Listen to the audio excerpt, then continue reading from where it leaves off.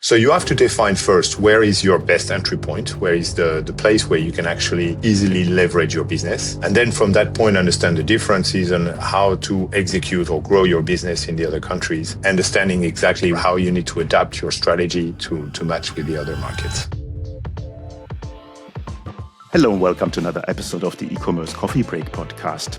Europe is one of the biggest opportunities for online sellers, but it's far from simple. Different languages, local rules and payment habits make it tricky to start selling in Europe. Today, we got Nicolas Appert with us. He's a seasoned French entrepreneur with over 25 years in software and digital markets. And since January 2024, he has been the CEO of Lengo, a leading e-commerce automation platform. He has helped hundreds of brands grow smarter across Europe. And today, he's here joining us to share what works and what doesn't when selling across the continent. Hi, Nicolas. Welcome to the show. Thank you very much, Klaus. Nice to be here. Nicolas, let's start simple. Why is selling in Europe so much harder than it looks?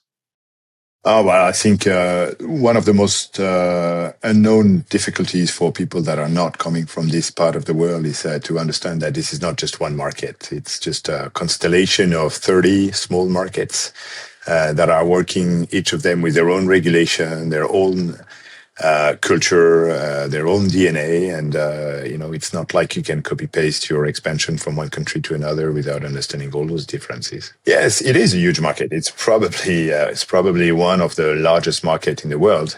You always talk about the 450 million consumers of Europe.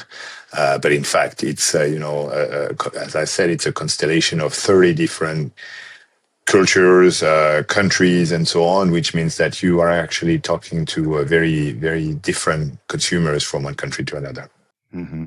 Now, we are both from Europe. For our listeners in the United States, it might be a little bit difficult to understand because for them, Europe seems so small, but it's very, very diverse.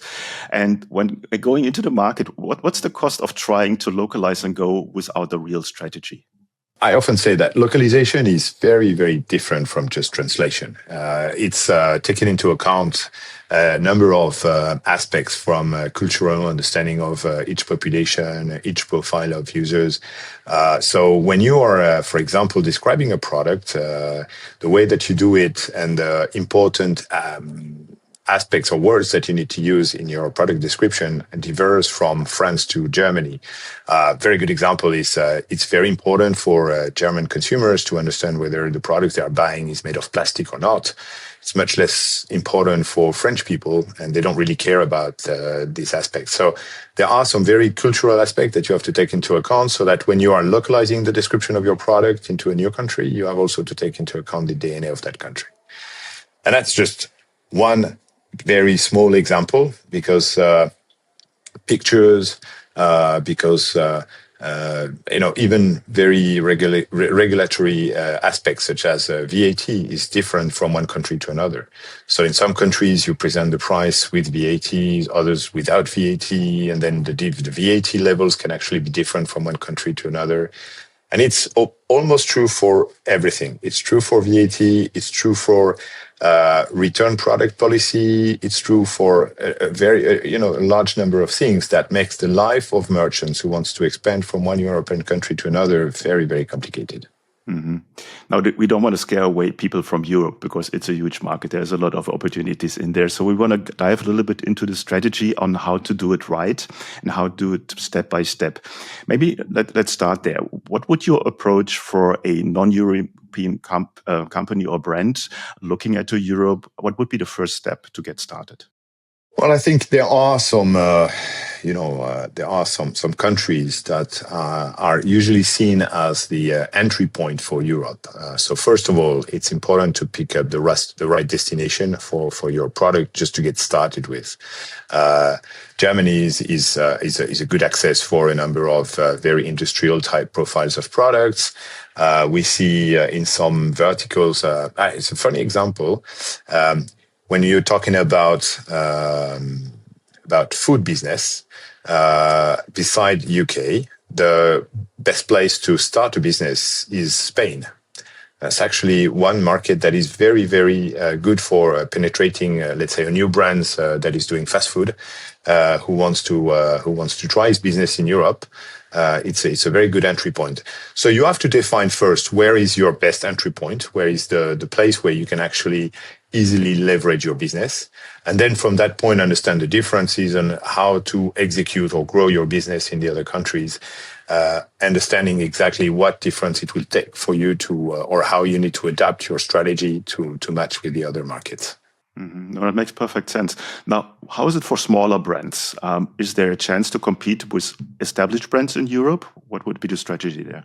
The big difference between the e-commerce marketplaces in Europe and in the US is that in Europe you have a number of champions like the Amazon.com or other well-known places like Zalando and others, but next to them is a number of very niche, very specific, smaller marketplaces which are actually extremely attractive and very good in their own small market or small niche. So you need to really understand this infrastructure. And as a small player, you could actually either go through working with Amazon.com, which definitely is the leader, but also look at a strategy where you could actually team up with smaller players that would be quite attracted to have some new products to offer to their customers, and which are playing a significant part also in the marketplace. Mm-hmm. Now, obviously, for someone coming from outside Europe looking into it, this is very complex, might be very, very overwhelming. And having a partner like Lengo on the side does that definitely help. How do you help your clients with getting into Europe? Well, that's, one of the points where I believe Lengo can actually offer a lot, since we are trying to reduce that complexity for our customers. We do know the market. We know all those marketplaces, players, and the different ways also to advertise about your product. And so we can, together with our customer, based on product they have, the size of the company, and so on, we can define with them which is going to be the right path for starting the business in Europe and expanding in the different countries in Europe. So not only we are kind of leveling down the complexity from a technical standpoint, because it does require, a lot of connections with all those marketplaces, which sometimes are working in different manners. We can help the customer also to adapt its localization thanks to also artificial intelligence components that we have onboarded into our platform. And also we can be advisor of the brand on how, or let's say, which would be the right partners to get started with. Another aspect, which you're probably aware, is let's take the example of the fashion industry. In the different countries in Europe, the way that you are dealing with sizes is not exactly the same. So in Italy, in France, in the UK, you're actually talking about the same product with different or various sizes. So again, when you manage your catalog, you need to have partners like Lengo to help you make the right conversion between the different attributes that you have in order to define properly the size of your product on each marketplaces and how they expect the size to be arriving. I think it's a very, very good point that you mentioned there. I have been to Asia, and an XL in Asia is a complete different world than an XL in Europe or United States. Now, you mentioned Zalando, for instance, for Germany. There's many platforms that our US listeners might have never heard of before. You have a whole suite of features and of products with Lengo.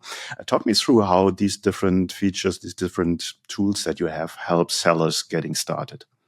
Yeah, so in fact, our solution goes like as you said, a suite, like a one-stop shop for merchants. So we have a product that is focusing on advertising management. So it's actually pushing ads towards places like social networks, like Google Shopping and others. So it's actually pushing your product ads to these places. This is called Net Amplify. We have another product called Net Market, which is connecting to a range of marketplaces. As I mentioned already, we have connections to roughly 70 marketplaces across Europe. So based on your vertical and your business, you will be able to push your product into those marketplaces thanks to the connections, to the omni-channel connections that we are providing. And then we have also tools to help you understand the markets and its behaviors, which are kind of scrapping the information across a specific market for specific products and brings you back the prices, the availability of the products of your competitors. So you can actually position also your product in terms of sales strategy to the right price, or based on the analysis that you'll be able to do on a specific market.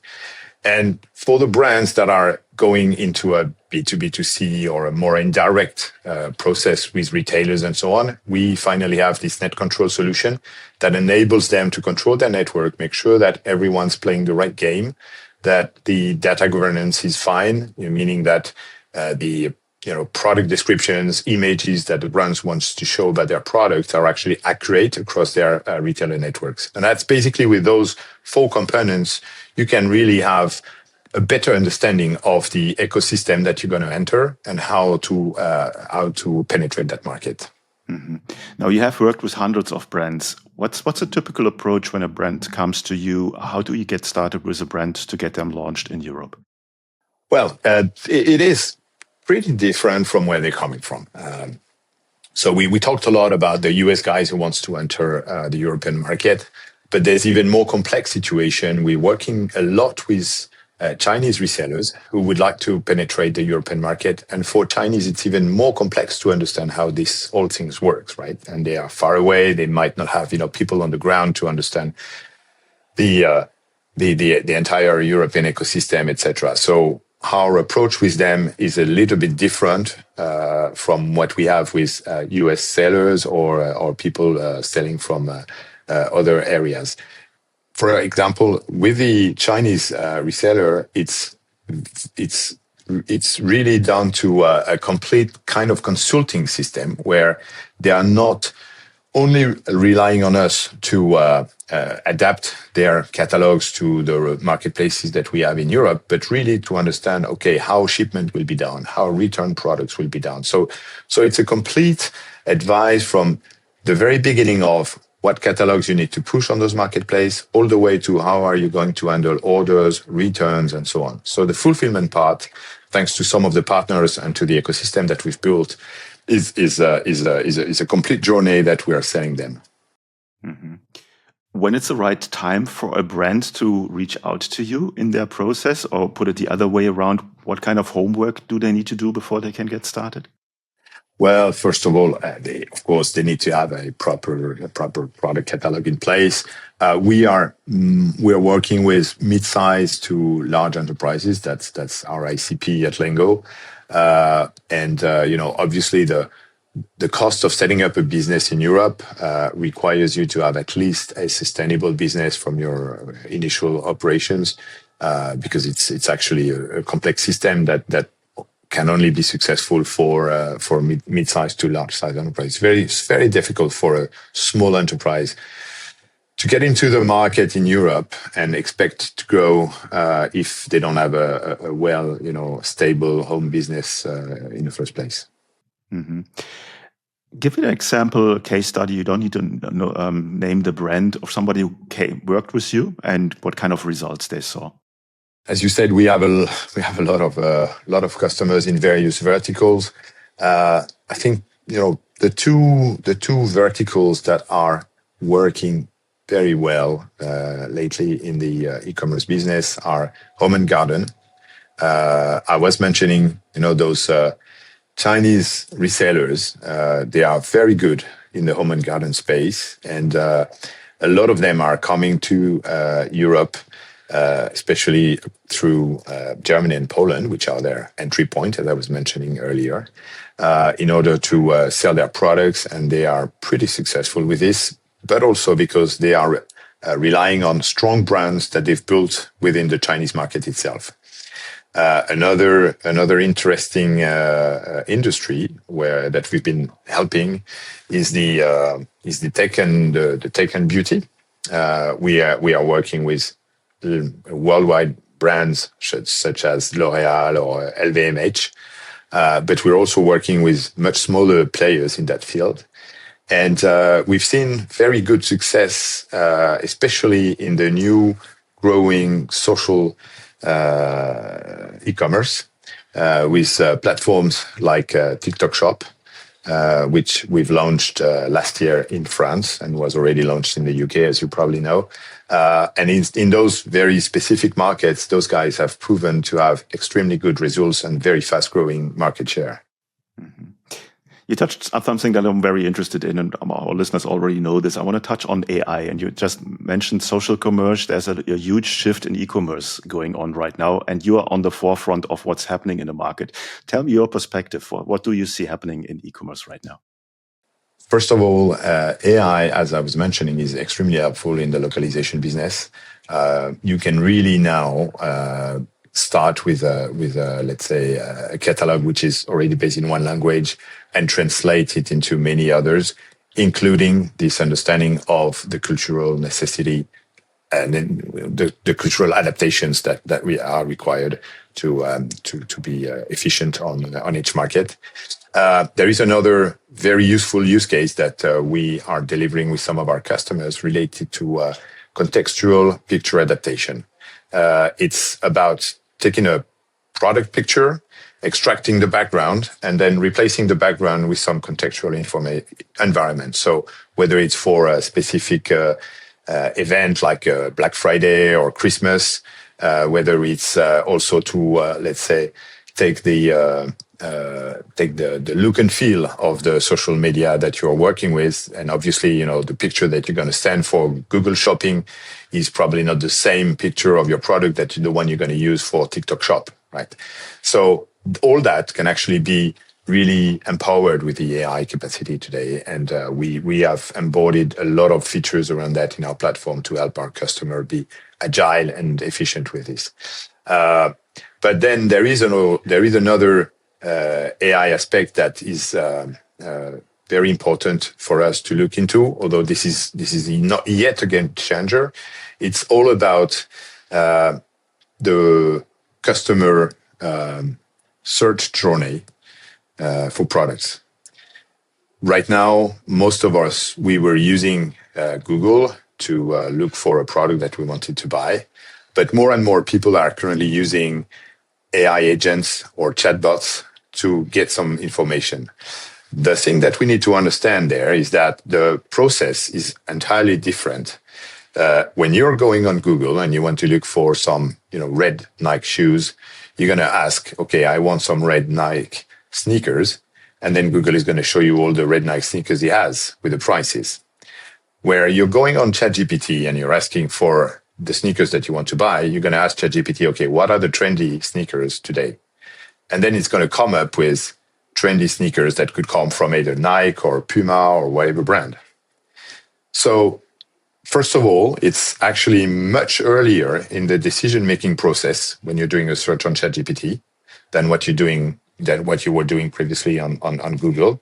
And secondly, in order for the artificial intelligence agent to give you the right answer, it has to have information from the product datasheet that are more conversational than just description based.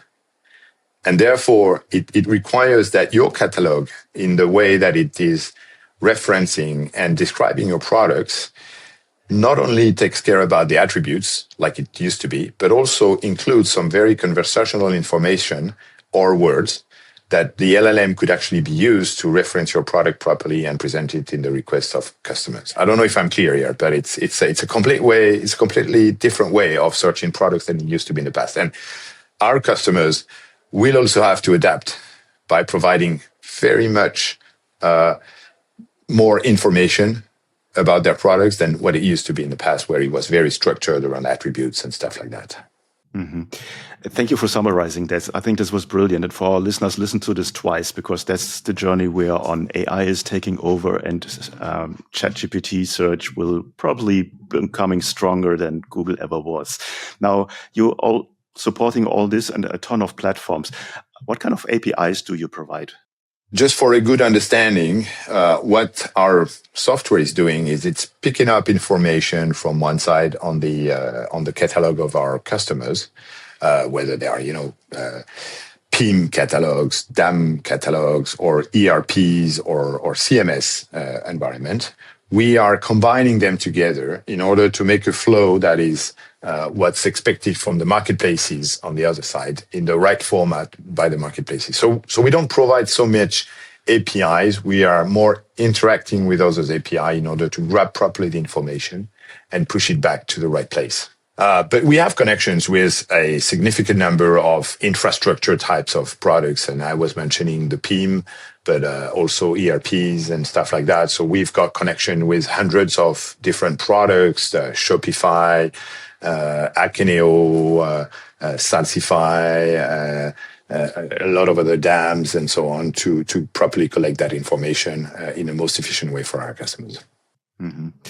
Now, with all the features, with all the services that you offer, our listeners might be interested in working with you in getting the foot into the door in Europe.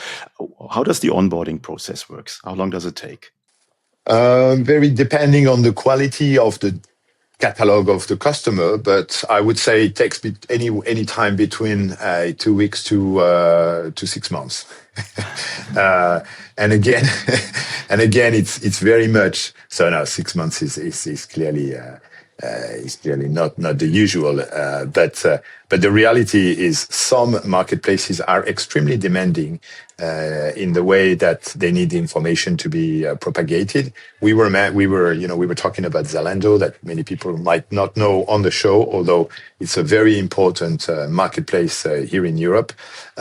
They have a requirement that all the pictures that you are providing shall be taken on a white background, but it's not exactly white; it's white gray. And they are just refusing any picture that doesn't match their requirements. So in many cases, it even takes our customers to either go through a reshooting of the products or use AI to actually adapt the pictures to the right format. But in that case, and that's why I'm saying, it could even take 6 months, because if the guys have to go back to the shooting stage and reshoot all their products, it can take actually quite a while and cost a lot of money. Mm-hmm. AI to the help, I say there. I think with AI, that should be going much, much faster by now.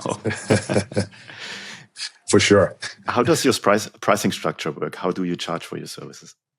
Well, it's pretty simple. It's based on the number of marketplaces that you want to address, based on the size of your catalog. And it's a combination of, how many products towards how many channels you want to push. But basically, we have 3 basic, pro, and silver, and they have all attached a number of SKUs and a number of marketplaces that you can target. It's very easy for customer to pass from one to the other. And, our business is to help customer grow. And both in this, and we are just, it's a pure win-win situation. Like the more revenue you're going to make over the more marketplaces you're going to make, the more money we're also going to make. Mm-hmm. Okay, no, that makes perfect sense. Nicolas, before our coffee break comes to an end today, is there anything you want to share with our listeners that we haven't covered yet? No, maybe it's just a time to say a little bit more about also we haven't touched so much the capacity or the products that we have in the competitors analysis or the market analysis, what we call market intelligence. I think it's also very important because once you have a catalog that's uploaded, you can also use that catalog to monitor your competitors by just looking at the same products that the one you're selling.